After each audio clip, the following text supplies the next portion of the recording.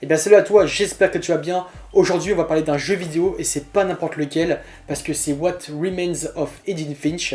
J'aurai 60 secondes pour t'en parler. Bienvenue dans la mini-culture.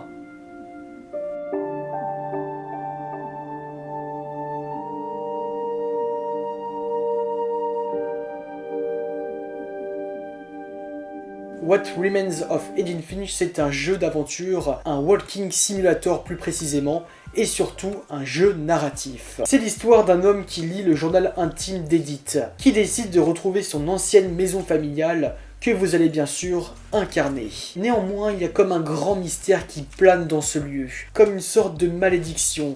Il semblerait que chaque membre de la famille aurait connu le même sort, la même fin, c'est-à-dire la mort. La question est de savoir qu'est-ce qui s'est passé vraiment. C'est donc là que le jeu va commencer et qu'Edith vous partage son ressenti pendant toute son exploration. Vous allez rentrer dans des pièces atypiques dans cette maison farfelue. Tout est resté intact. Chaque objet correspond à quelque chose, à un souvenir bien profond. Ensuite, vous allez explorer toutes les chambres qui sont assez identifiables. Vous allez comprendre et voir leur mort arriver grâce à un flashback. Donc vous allez jouer plusieurs histoires. Ce n'est pas une question d'appuyer sur des boutons ou d'avancer votre personnage à l'aide d'un joystick.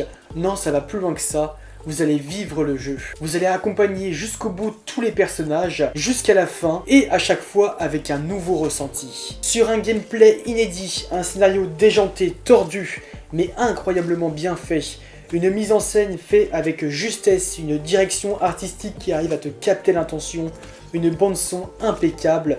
3 heures suffisent pour que What Remains of Edith Finch marque l'histoire du jeu narratif pour moi. C'est le jeu à faire si vous aimez être surpris. C'est un jeu qui m'a donné des frissons et qui m'en donne encore quand j'en parle. J'espère que je t'ai convaincu, j'espère que le jeu va te plaire. Mets-moi un commentaire pour savoir et pour dire ce que tu en as pensé.